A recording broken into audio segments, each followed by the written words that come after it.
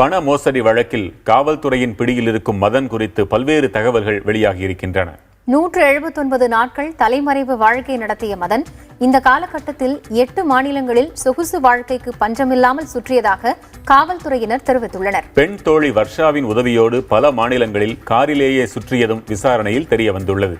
இதற்கான ஆதாரங்களையும் மத்திய குற்றப்பிரிவு காவல்துறையினர் கைப்பற்றியதாக தெரியவந்துள்ளது. பெங்களூரு, கோவா, மணிப்பூர், உத்தரகண்ட் ஆகிய இடங்களில் தோழிகள் மற்றும் நண்பர்களுடன் சுற்றியது தொடர்பான செல்ஃபி படங்களையும் கைப்பற்றியிருப்பதாக காவலர்கள் கூறியிருக்கின்றனர்.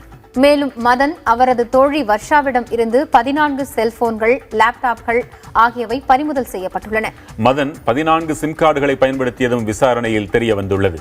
முக்கியமான விஷயங்களை பேச மதனின் தோழி கீதாஞ்சலி இலங்கை சென்று அங்குள்ள சிம் கார்டை பயன்படுத்தி மதனுக்கு பல்வேறு உதவிகள் செய்திருப்பது விசாரணையில் தெரியவந்துள்ளது. இது தொடர்பான ஆவணங்களை கைப்பற்றும் முயற்சியில் காவலர்கள் தீவிரமாக இறங்கியுள்ளனர். தலைமறைவான பிறகு மதன் குவித்த சொத்து ஆவணங்களை திரட்டும் முயற்சியிலும் காவல்துறையினர் இறங்கியுள்ளனர்.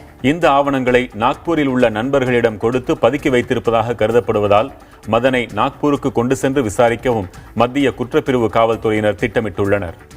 மதன் மோசடி செய்த ஆவணங்கள் மற்றும் சான்றுகளை கைப்பற்ற 2 அதிகாரிகள் கூடுதலாக நியமிக்கப்பட்டிருப்பதாக சென்னை மாநகர காவல்துறை ஆணையர் உத்தரவிட்டுள்ளார்.